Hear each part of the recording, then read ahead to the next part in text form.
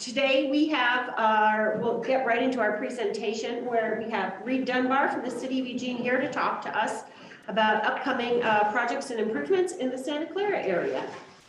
Yep. Hi guys. Hi. Hi there. So my name is Reed and I work in transportation planning, which is in public works engineering. And today I talked to a bunch of engineers, and previously planning and development put together this map, but this one is freshly updated. So all sorts of good stuff on here.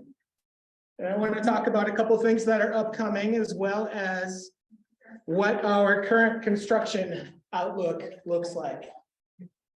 So I think some folks know that the pandemic changed some things. And one of the things that it changed is that it has made, I think, prices a little bit more volatile. We know that if we're going to do like an intersection, a signal pole will take us anywhere from 6 to 8 months to procure. And then when we get it, it's going to cost a little bit more than it used to. The price of asphalt went up, I think it was 600%. Concrete went up. A lot of this stuff has gone up. And so it has sort of changed the way that we bid projects. And as I start going into these projects, that will come up again. And what I want to reassure you is that we've had a lot of conversations with contractors and the development community. And we've said, okay, what are the sticking points for you? And I mentioned specifically the signal poles because we know on these types of projects, the city can go out and order the poles in advance of the project ourselves, and then bid the rest of the project so that when they're ready to do the intersection, you know, pole, we'll have a pole there for them. So we started looking at opportunities like that to make it a little bit easier to bid projects. This is something we had to learn because we didn't really know what the market was going to do through the pandemic. So I think we're getting better at that, but it has delayed some projects that we had intended to start this year. So one of the projects that's upcoming that I think a lot of folks are excited about, I know I am, which is Beaver-Hunsaker, the corridor improvements that are going to happen on primarily Hunsaker, which is to provide sidewalks, so separated walking space, as well as bike lanes. And so that project is currently looking at starting the design refinement phase. And I talked with Logan Tellis from my team, who is doing the public outreach, and he's going to come back out with some more presentation materials as we start to look through what some of our challenges are for delivering that project. Keeping in mind that at some point we have to build something, and so we're always looking at cost and what that might look like as well. But like I said, I think we're in a much better position to start bidding these projects. But Beaver-Hunsaker, the construction year is 2024. So we've got this whole next year to do some more outreach and to do all of the design work and to do the bidding. So that should work out just fine. The intersection of Hunsaker at River Road, we tried to bid this year. It came in 3 times higher than what we had anticipated. And so we pulled that project back. And this is another opportunity for us to talk with our contractors about what the holdup is or why the prices were so high.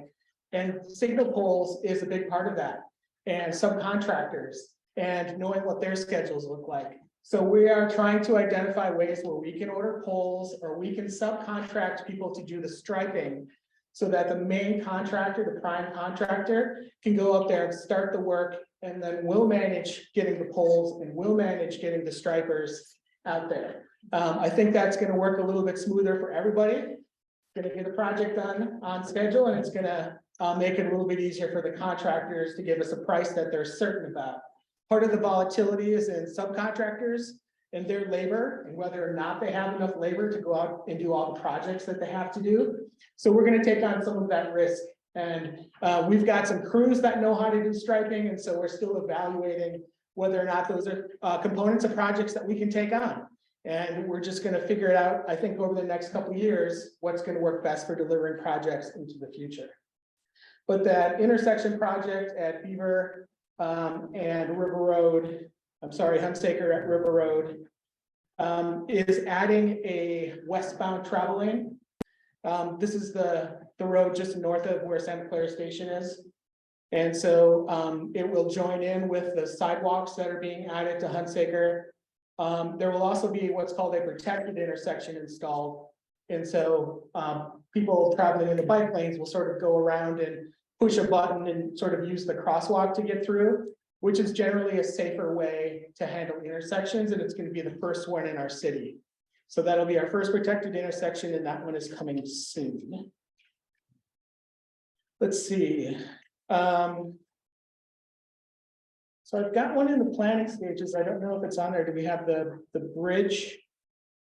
So the River Road Santa Clara pedestrian and bicycle bridge is, we recently got some new staff. So we have a dedicated grant person who looks at all of the federal grant opportunities that are coming out under the new federal transportation bill and looking for opportunities for us to apply. Are you doing it through share screen in the Zoom app? Because I think they're not seeing it. Sorry. No worries. Where is that on this paper? Is it on the paper? I don't know if it's on the paper. Railway Bridge.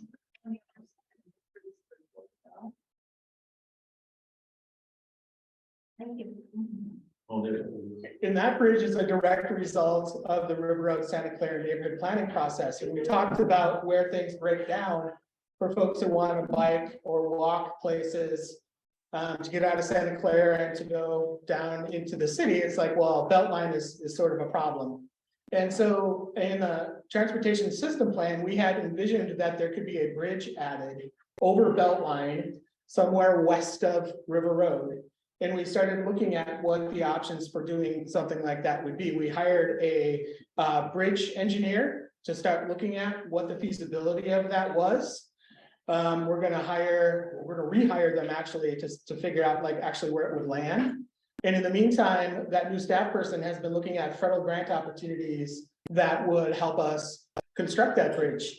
It fits in very nicely with the federal transportation bill in that that bill is one of its focuses is stitching neighborhoods back together after highways go through and sort of disrupt them. And that's exactly what has happened here. There's a big highway, Beltline Highway comes through and you can't really get across it except for at River Road. And so this would give people another option rather than going under Beltline, but be able to use a bridge over Beltline. And there's still a lot of work to be done on that to figure out more of the feasibility. But like I said, we've already applied for one grant to see if we can get some additional funding for that and to take a look at it. And I'm excited about it because I think it would be a really good opportunity to connect folks north of Beltline to North Eugene High School and to all of the opportunities south of Beltline. What's the timeline like on that?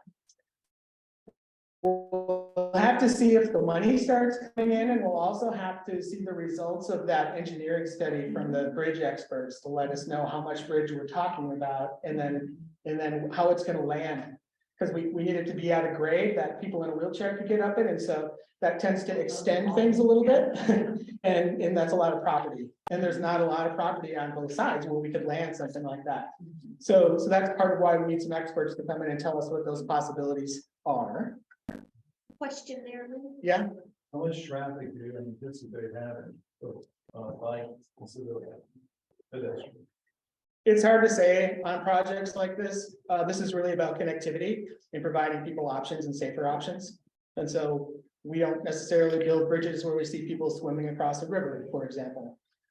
This is a result of the neighborhood planning process where people say, I don't do that because I don't trust traffic on Beltline. So we're looking at what the option was and what the expense might be for building a bridge, and we haven't committed to it yet. We're simply exploring it and seeing if we have any money available to do more. Will part of your feasibility also include estimates as to how much traffic you will have? Generally not.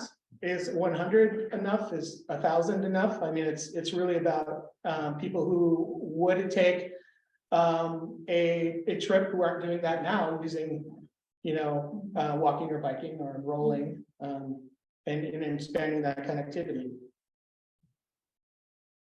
West Bank path extension. I know there's some folks who've been waiting for us to start that project. So the West Bank path, which ended at Beaver Street Lane County extended it all the way up to Hunsaker, and then it just kind of ends. What we would like to do with the project is extend it all the way up to Wilkes. And so we can sort of skirt around the gravel property and then tie in with the street network just south of Wilkes there. And I know that there's some concerns from folks who live on those streets that would connect to the path about what that would mean in terms of traffic. And so we need to start to have that dialogue. And I said, please wait until 2023, so when I will be available to start that conversation. Yeah, when. And so very soon in January, as soon as I can get something scheduled in January and I can work with you guys to schedule something, we'll get that on the books and we'll start having that conversation. All right, good. Yeah. But the idea would be to get up to the new Santa Clara Community Park from the Riverbank Pass system. We've just started the Santa Clara Community Park, and so this would be a logical connection to that space.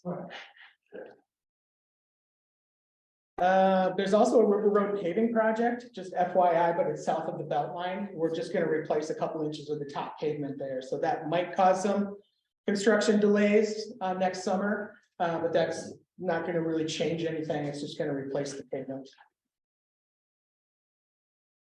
We've also got Division Avenue. And so Division Avenue, for folks who leave Fred Meyer or the Albertsons there and then pull out onto Division, there aren't any signals from those driveways onto Division.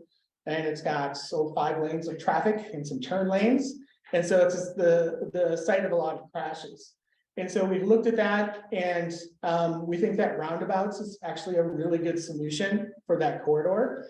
And so we've secured funding for Division Avenue, just east of River Road. And so the first roundabout would go at Lone Oak, where there's currently a yellow flashing beacon and a crosswalk. That's Taco Bell. Taco Bell. Somebody's already killed it. After we put in that enhanced crossing, and so we know that that's not working. And so we need another opportunity to slow folks down before they get into that busy section. And then there's probably another opportunity to put another one sort of halfway down the corridor. And so we've got funding to do 2 roundabouts on Division Avenue through that corridor, as well as enhanced pedestrian crossings and some protected bike lanes as well. Go ahead. As part of that, is there a thought or an opportunity to condense and consolidate some of those driveways into that area to make it more feasible to everybody? Because it's so cattywampus in that small area. And it makes it really unpredictable because you don't necessarily know where somebody's going to be coming from or where somebody's trying to go to. Yeah, I think that's all part of that process. And so I talked with, again, Logan Tellis from our team is working on that project. And I said, is there going to be some more outreach to talk through the design scenario? He said, yes. Construction for that is actually a few years out still. And we just got funding to build that. And so we're examining the design options there. And I think driveway consolidation is always on the table. But a big part of that consideration is how do those businesses get their receiving the trucks and sort of all of that movement, and how does that work? Once we can figure that out, we can figure out if there are extra driveways in there and if they need to be there, and start conversations with the property owners about that. So what will happen then when they finish the bridge across the river that ends up on Division? We'll end up on Division way east of there. Okay, we'll have to handle all That's that. like all the way back at Beaver almost is where that bridge would land. Okay, So it's quite a bit away from River Road still. no, I was thinking Division. Yeah, Yeah, but we're talking about the section of Division near River Road right, versus the one that's closer to Beaver, which is where the bridge would land once it goes over the land. right, the traffic would come down. It would, and it'll work A lot for, of, There's 2 different bridges there. There's one that's proposed to go from River Avenue over to River or to Division, right? River Road to Division. There's one that's enhanced, or the auxiliary bridge that goes from the Delta Oak side over. I think it's the last one. That's the one Charlotte is talking about. That's right. She's That's saying- big too, because then you bring all that other traffic into these areas to a 1-lane roundabouts.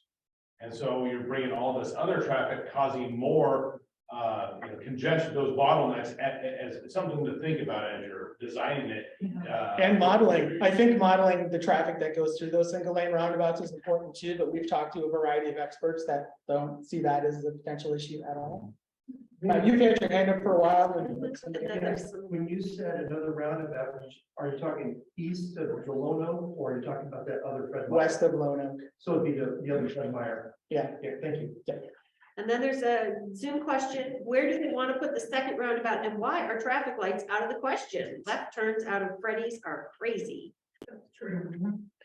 Yeah, so safety is a big issue.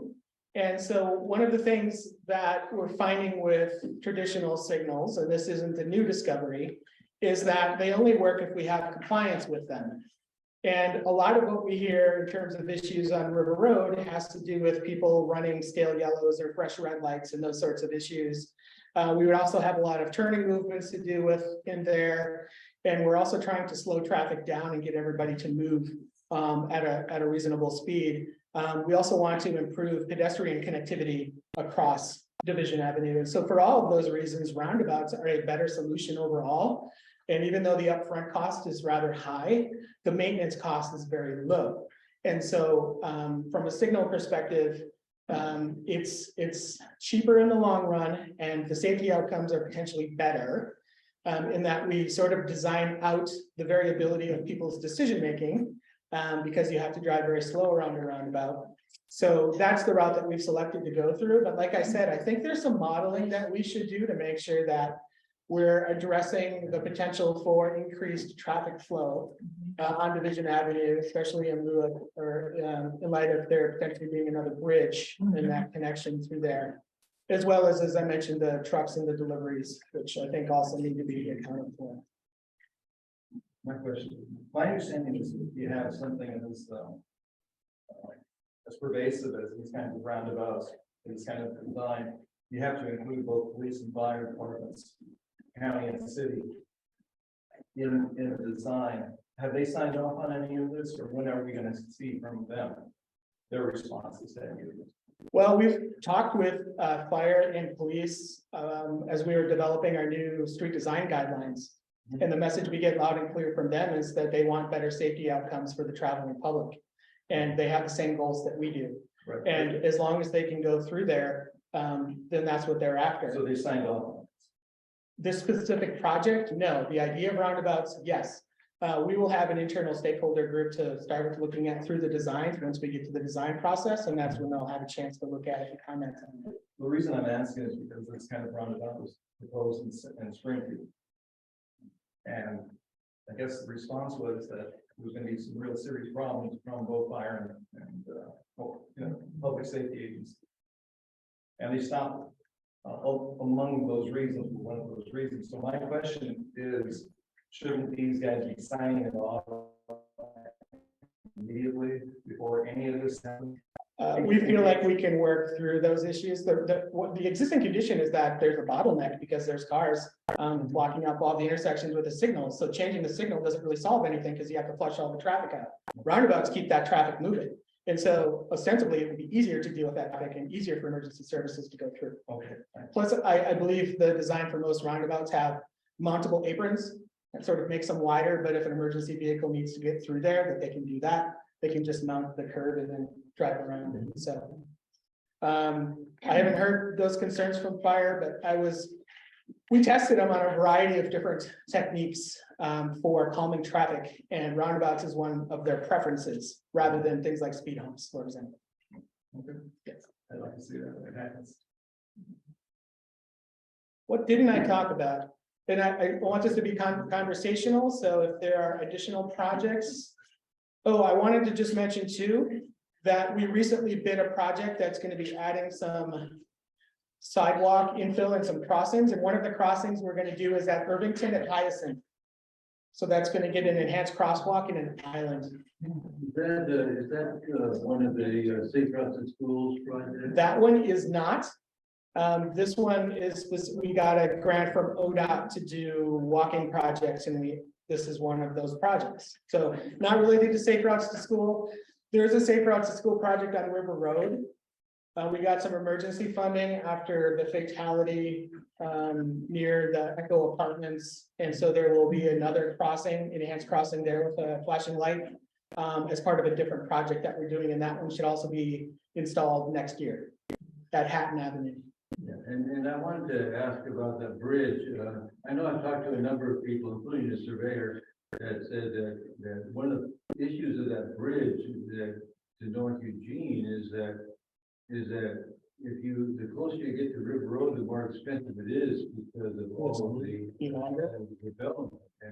And so they're looking at all the way down, they're down to almost the reservoir down there to get that bridge in to make it less expensive.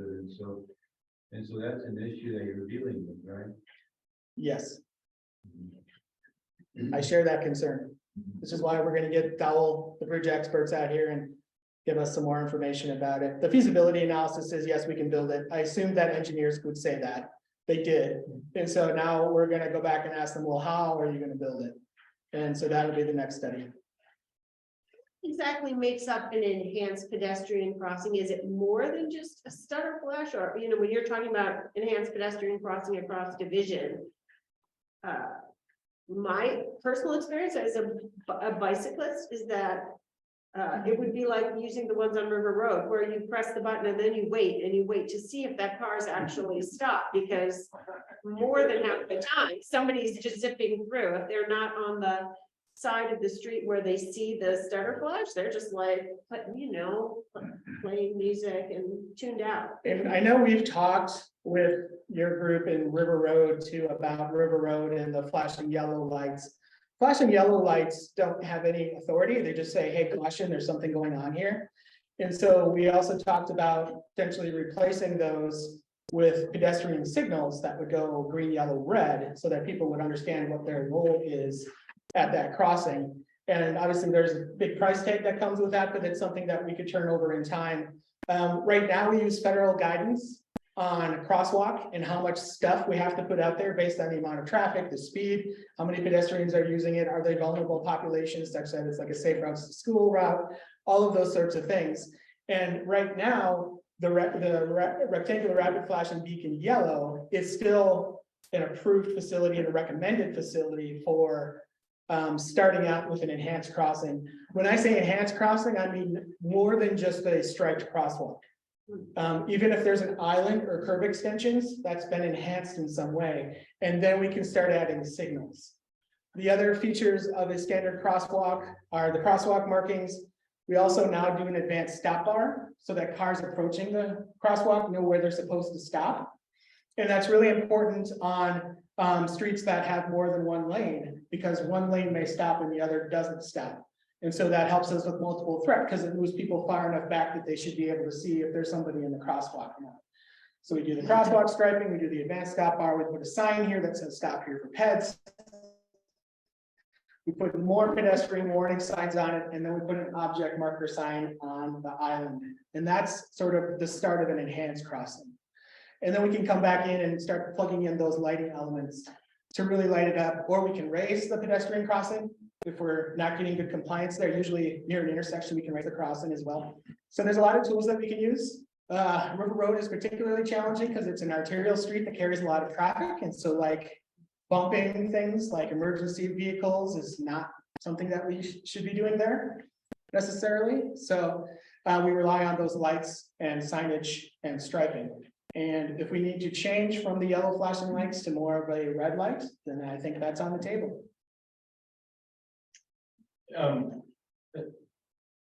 When you're putting these, the estimates and things together, something to possibly think about is education enforcement with the EPD and Lane Sheriff's Office. Once these projects are put in and they're ready to go, people are using them, they're quickly going to get their own bad habits back together. And just to help, you know, keep it down, a visual presence. And so maybe that could be built into some of these grants of doing that. So people go, you know, I cut this corner all the time, you know, we're going to have to do something different on that. Just to make sure people are doing what they're supposed to and the intended outcomes. Because when you leave it up to someone, they don't know if they're stopping here or over there. as for new projects. You know, we have these sidewalks that are the curb cuts that are getting rebuilt along River Road and at the belt line. It's fantastic, but it's kind of cattywampus because I just put a sign up and I'm not really telling you, I'm not showing you. There's nobody there stopping or pulling this guy over because they're just on their phone driving through a red light, and you have to get all the kids going to school. So that's kind of, how do we break projects, low ball, how do we take it to the next step and say, well, now that you're using it, we're gonna make sure you're doing it correct. Yeah, so debriefing projects is something that our Public Works Director, Matt Rodriguez, is really big on. And we've recently purchased 5 cameras. And so when we finish a project, we can actually put a camera up and do 24, 48-hour observations of intersections, crossings, streets, those sorts of things, to see if they're functioning the way that they were designed, and if they're not. Ideally, we reserve a little bit of that budget in the contingency so that we can go out there and make a change if we need to. That's an emergent policy, but we've discovered the same thing you have, which is our intention in a project is usually very good, and then we sort of test it with the public and we learn something else. So it's nice to have some ability to go back and fix that. I agree with him. That's just what I was gonna say. Right on topic.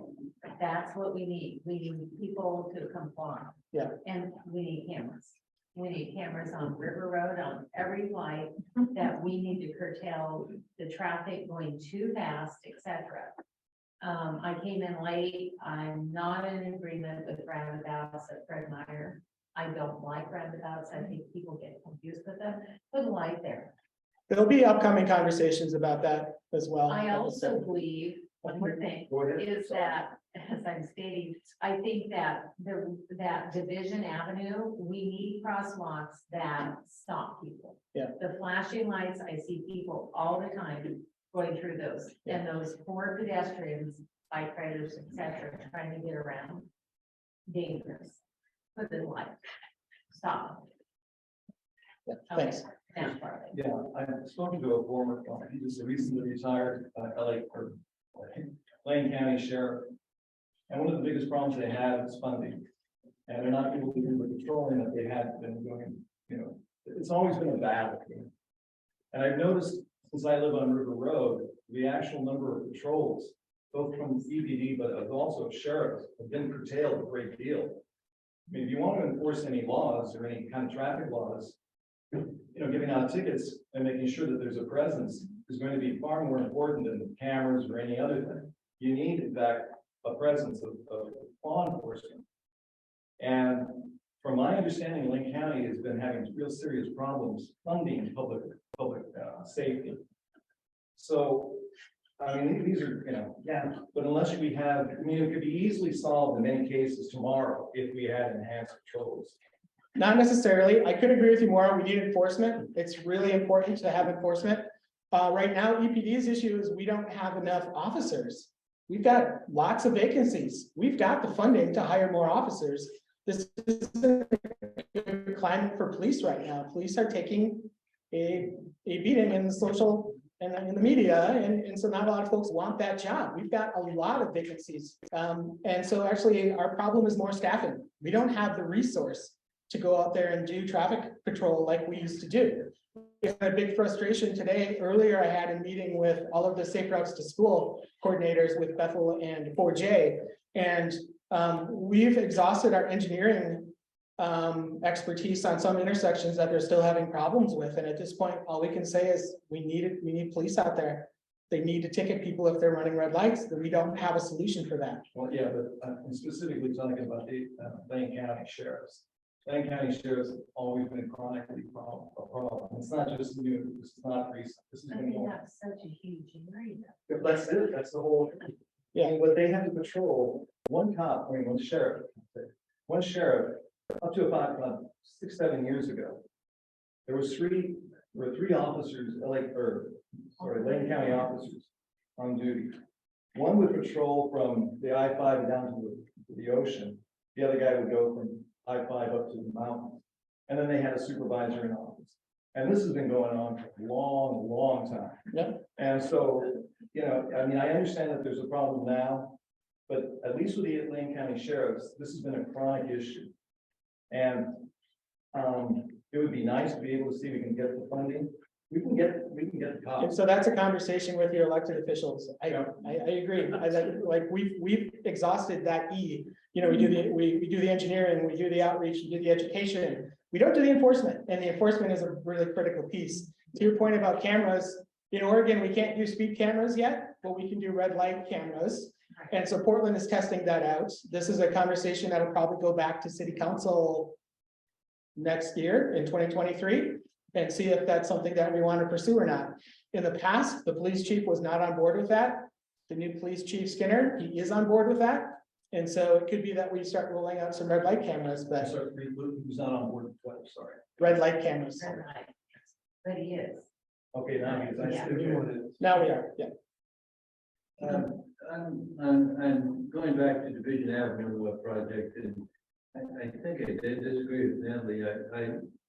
I'm educated about roundabouts, and I think it's just a matter of education, and I think it's probably a good solution for Division. Though one of the downsides of roundabouts is that you need a lot more land to make it work, and I don't know if you actually looked into that, but We've drawn about, yeah. There's gonna need to be some right of way acquisition, yes. Yeah. But it's adjacent to parking lots. Yeah. Should be possible. We'll figure that out as we get more into that process. It is, right? It's private property. Yeah, it's private property. What about Where's the light that is right there? As you go around, then all of a sudden you have this backup. Have you already addressed that? I'm sorry. At River Road, Division and River Road. right? I It's think, already a problem. so the entire River Road Beltline intersection is a problem. And is an ongoing conversation with ODOT. And I've seen a couple different options on the board of what that could be, and I think we're reserving the outcome of that process before we get to the signal at Division. But from Division to the east, I think we've got a solution for that. And that's to slow traffic down, to add those roundabouts, and to make that space more predictable. And then potentially some driveway closures as well, I think would make it more predictable. But if they need them for business operations, then that's how it is. So I'm sorry, I can't blank. Roundabout is, so is it by the furniture store there? Is that your One by Taco Bell, Taco Bell? Oh, okay, so we're gonna. take and another one St. Vinny's. There'll be another one just east of, well, the proposal right now shows it just east of River Road. There's like 3 driveways on the north side. It's the middle one. And so there's like an L on the top, where Albertsons is. If you take that L all the way down, there's a driveway that then goes into Fred Meyer's. That's where that second roundabout, Burger King. Burger King. Okay. So Taco Bell and We're Burger gonna King. take more Fred Meyer's parking, which they don't have now. And I don't know where we are in the planning process. Like I said, I'm not the project Roundabout, engineer. a lot of land. There's a lot of land. There's a lot of land out there. There's 5 lanes now. There's 5 lanes plus. I think the engineering will show that, hey, we can do this. It's not gonna be, a 20-acre roundabout. So we're not taking too much of some of the parking that isn't used on some sides of it. Yes, Freddie's has a lot of problems in certain areas, but I think there's some opportunities for this because traffic lights, if you put traffic lights there, you have no queuing. You have one car come here, nobody else can come, so you just keep backed up, and so you're not solving that issue. Roundabouts will slow people down, you're still gonna get boardings and stuff like that, but you're not gonna have the catastrophic, side swipes that we're having now. So I think you have the ability through the engineering, and you have ID, so I mean, we can take out some ID, I think we can work on that in a very good way. That makes it better, and makes it safer for the people, so they're not bothering across back and forth with people trying to make the wrong turns. I think it'll really help identify, hey, here's where you gotta go, and if you gotta go here, do this. And people aren't trying to race straight across.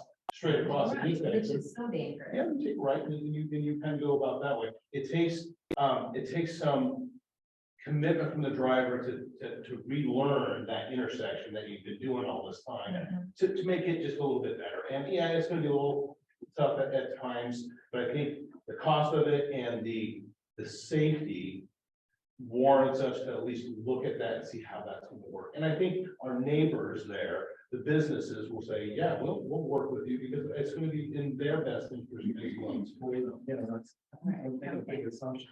I mean, a lot of the neighbors down for a lot of the businesses in Springfield said no. Well, that's Springfield, and that's a different corridor than this. And that's not my point. The point is that I don't think we can assume that just because we think it's safe, that they're gonna go with it. So it'd be interesting to see, so a lot of times in our process in Eugene, we forget to ask the businesses what they think. Is this gonna be something that we would ask Fred Meyer and Burger King and? We've already had those conversations. Fred Meyer has been calling us it started about 10 years ago. We've heard from Fred Meyer quite a bit. Okay, and so Burger King and all of those businesses, I mean, that would be my concern too, is that those businesses are included in the talk. Yeah, we have those same goals. Like we want customers to get there and we want them to arrive safely and to leave safely. Right. Yeah. Because I know in the Springfield, as listening to the whole discussion over there, I mean, people were gonna lose their businesses because of the roundabouts. That And is so that's why, not our intention. you know, the feed store, yeah, there were a bunch of them. that- Oh, on Main Street you're talking? You know, on Main Street, yeah, and so they voted against it. The businesses did not want it because they were losing that and the fire acquisition, yeah, they were gonna have to go over curbs and all of that. So I just think that, you know, I wanna make sure that those businesses, the Burger King and all of those businesses are on board with that. Yeah, I agree. That we're just assuming that they're okay, with it. And I agree. We do not time. Okay. I've noticed in Olympia, Washington, that they have heartily embraced roundabouts as a traffic calming mechanism and a direction, you know, wayfinding mechanism. And it's, I mean, I was gobsmacked at how many there were, but it does keep all the traffic moving, and they aren't enormous. And they're all 2 lanes around, so you have multiple options to keep going or pull out. In our division, we're talking about 1 lane. Yeah, So it's a little bit easier to navigate.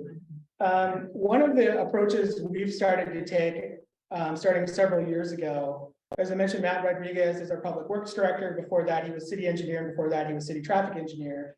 Is he had the time to go study over in Sweden this idea called Vision Zero, which is making sure that we're designing systems that factor in outcomes of bad decision making. So one of the reasons signals would not be preferred is because people have to see the signal and have to respond to it. The reason a roundabout would be preferred is that the car isn't going to make it through the roundabout at the speed that they can make it through a signal. They also wouldn't make it straight across a roundabout because we put stuff in the middle to stop them from doing that. And so that objective of Vision Zero is to slow people down, make traffic more predictable, make everybody, different users, pedestrians, people riding bikes, people taking the bus, feel more comfortable operating in the same space. And so that is narrowing streets, slowing those streets down, it's widening sidewalks, it's doing all of those different approaches so that we have better outcomes for people when they make a mistake. And it's a very popular movement throughout the United States at this point. ODOT has started looking at safe systems approaches. They don't call it Vision Zero, they call it safe systems approach. But it's re-examining the way that we do infrastructure for transportation, because when you build everything for a 53-foot semi truck, you've got very big curve radii and very wide lanes. And when you're talking about a passenger car, they can take those at 50 miles an hour if they want to, right? In a 25-mile-per-hour zone.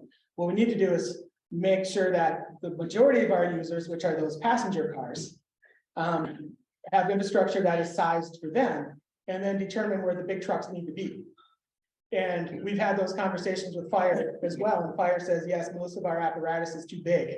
And they recognize that as well. And it's also expensive to maintain. And so there's, I think, a shift happening right now about the size of equipment that we should be deploying for different types of emergency events. At one point, I had saw a statistic about the number of calls that Eugene Springfield Fire Department responds to. And I think 2/3 of them were medical. And so 2/3 of the time, we're deploying some kind of fire engine apparatus or a medical call.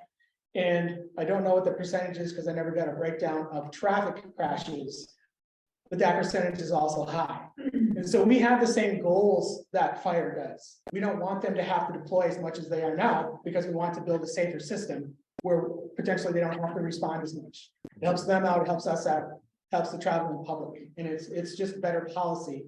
And as I mentioned, just the long-term life of some of the infrastructure we're talking about in terms of a roundabout.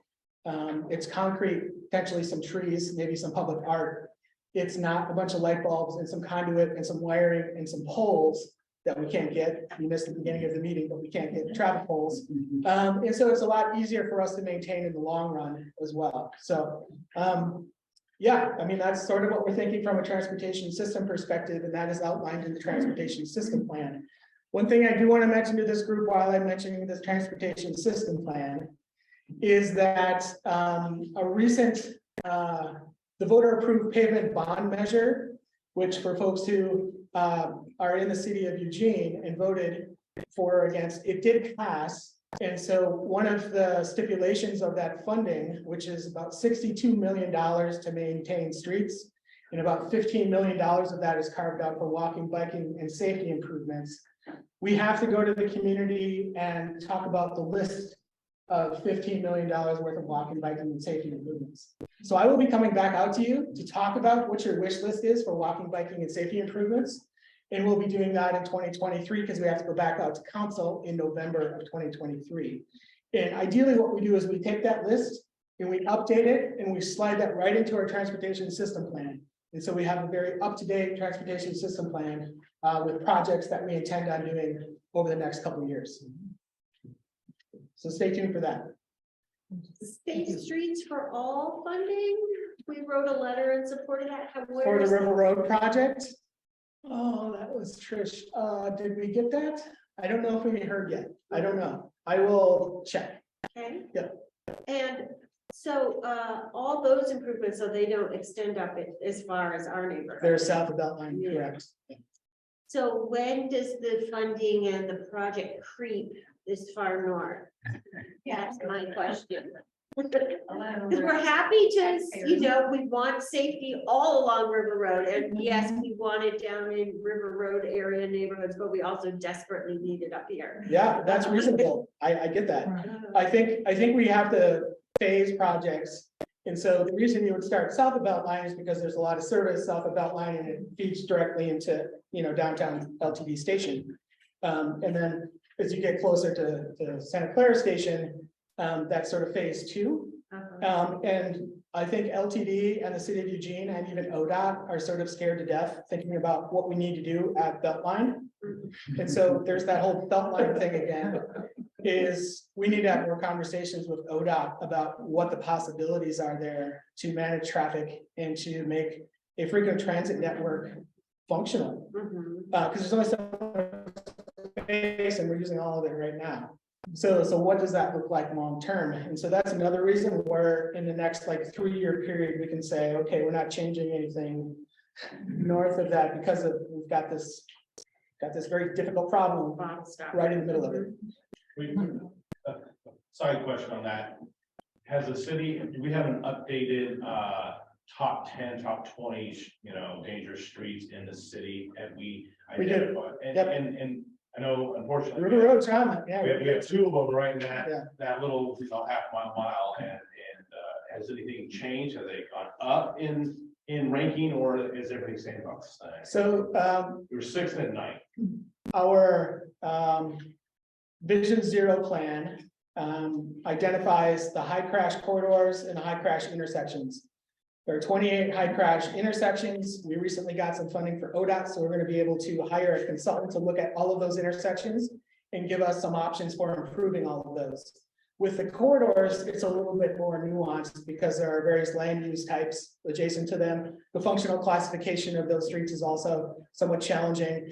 And then recently we've gotten the ability from ODOT to start regulating our own speeds, although we haven't decided if we want to take that on yet because it's a lot of analysis. And so our high crash corridors generally follow a recipe of being very wide and very fast. And so as we look at ways to make them potentially less wide or add on-street parking or do a variety of things that would potentially narrow the functional width of that and various ways to slow traffic down, there are different solutions that come to mind based on where that corridor is. And so it's more challenging to put a plan together for that, but we have the maps available and that plan was adopted in 2017. It's now 2022. I think it's supposed to be updated every 5 years. So this next year, we should really be opening that back up again and saying, how are we doing? Is this still an area of need? Is this still a corridor we need to focus on? And I think we'll probably end up waiting until the end of that intersection analysis before we open that back up again. But I'm pushing for us to start it a little bit sooner because I think it's really important to figure out how we're doing out there. And one of the things we've learned during the pandemic is people started driving a lot faster than they used to. And there's speculation that there were fewer people on the road, which gave people more space and more freedom to drive a little faster. And we thought once things sort of normalized again, that folks would start to slow down.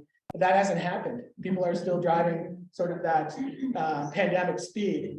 And we have less enforcement now. And so there's a variety of challenges we're dealing with and trying to figure out how to flip that back to the way it was and maybe even improve on that. Well, you know, I live on River Road, and one thing I've noticed is a massive decrease in traffic. We're just not having as many people on the road anymore for any number of different reasons, probably maybe gas or anything else. In fact, I think we've seen a peak traffic in many places that, people aren't on the roads as much as they used to be. So yeah, you're talking about that, but this has been an ongoing issue now. Starting to creep back up again. Well, yeah, but, it may be, but once you have certain issues with gas, expenses, and cars, you're going to start seeing that go back down. We still have the pandemic going on too. And so, one of the reasons, actually, we are seeing more volume starting to creep up again too, but our bus ridership hasn't returned to pre-pandemic levels because you're on a bus with people you don't know if they're vaccinated and, it's sort of a weird environment. There's fewer people on our bike paths than there used to be. There's some unhoused on our path systems. We haven't had a good way to sort of manage that. And I think it's driving people's decision making. And I think more people are feeling safer getting in their cars. And so I think that's having some outcome too. And so, like I said, there's a lot of different social issues, I think, that compound our traffic problem, as well as, well, actually, I think our police is sort of a social issue too, in that we aren't painting them in the best light right now. We can be doing a better job of that. So I think we could use some stronger leadership. And so if you guys have thoughts about that or want to run for office, I think I say go for it. There's a question in the chat. I've seen some roundabouts where folks aren't yielding when they get to the round so that others can merge in. Instead, there's just a steady stream of cars moving through as if there's nothing to stop them. How can that situation be fixed so that folks do yield as expected? So roundabout design is its own discipline. And there has to be enough deflection so that there's enough space that there will be gaps inside the roundabout. And so one of the things we learned is that we were starting to design a roundabout at Bailey Hill and Bertelson, so just sort of outside of town, but there's a really weird intersection. And we had a lot of crashes there, so we're going to try to put a roundabout. We realized pretty early on that we didn't really know all the nuances, and so we hired a consultant who specializes in roundabouts, and we've been learning a lot from that process. I would wager that if they're having a lot of trouble with the roundabout, maybe the roundabout isn't the way that it should be, and that maybe it was either sort of placed in a spot where the overall design wasn't cohesive, or maybe that roundabout has to manage too much traffic, right? That could be an outcome as well. Maybe it does need to be more than one lane of roundabout. I don't know. But I know design is a big thing. If they're thinking about areas of Eugene, we have some neighborhood traffic circles, which just sort of replace stop signs. Those are not roundabouts because they don't offer that deflection. I think Springfield does a better job of deflection, but not always, and they've learned a lot too since they put in their first one. And so I think as that discipline evolves within the engineering space, we're going to get better outcomes. And one of the features of a roundabout is that we want traffic to be operating at about 15 miles an hour. And so you have to make it feel like you have to do that. And so you skinny things up and you do that deflection so that it looks like you're going to run into the roundabout and you have to drive around the roundabout. And all of those things are critically important to getting the sort of compliance that design intends. And so, yeah, maybe they weren't designed correctly. So you made one statement that the city council determines whether what's the red light thing to put cameras on. We only have red light cameras. We don't have. The state of Oregon has authorized use of red light running cameras. I think Portland pushed that issue. They've been able to test it. I think they are out ahead of the rest of the state, as they often are with state legislation. And I believe that recently other municipalities are able to sort of jump onto that same program. But we have to choose whether or not we're going to do it or not. And so that would be a city council decision. Okay, so city council. Yeah. After spending a lot of time on River Road, waving signs, etc., and campaign, we drive too fast on River Road, and we need to do something. That's why people are not feeling safe, bike riders, pedestrians. I see it every day. Yeah. While I was out there, so that would be something that we would approach with city council. Is that what you're saying? Yeah. Okay. And so one of the things Kate mentioned is, what about the Safe Streets for All grant? So we did apply for a grant for River Road south of Beltline to look at various options to slow folks down. That may include putting in like a center boulevard, like a planted boulevard, so that it actually feels like a street on this side and a street on this side instead of one giant street. I think we also have protected bike lanes in there. I think we had some additional overhead lighting. We had additional pedestrian crossings to make it feel more like a neighborhood street or a suburban street rather than sort of the highway that it sort of resembles right now. And I don't know what the status of that is, but I will check when I get back to the office. Joyce. Back around now, we've got family in Bend and all the new areas. Bend has a lot. It's like, it's just part of life there. And so we just learned how to do it. But it seems to work. So, I mean, it's winter now, but take a trip up to Bend and learn how it works.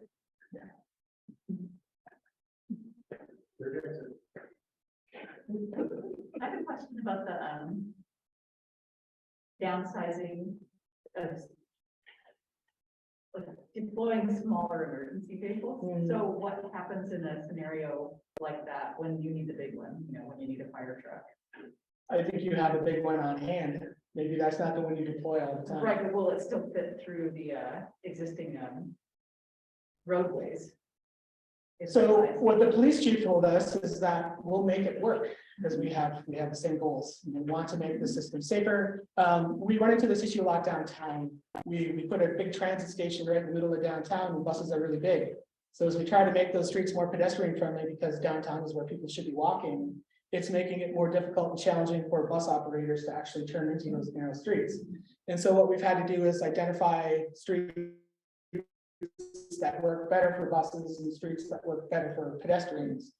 And emergency services have these things called run routes, where it's easier for them to operate because the streets were designed to a standard that allows them to drive faster and turn corners better. Now, there's the potential they have to come back to a block that wasn't necessarily designed for their apparatus. But because we build things the way that we do to a standard that can withstand a fire truck, it's okay if they drive over them occasionally. We just don't expect them to do that all the time. Thanks. Anything else for Reed? Right, what was your last name? Dunbar, D-U-N-B-A-R. I'm on there somewhere. Well, thank you very much, Reed. We appreciate your time. You're welcome.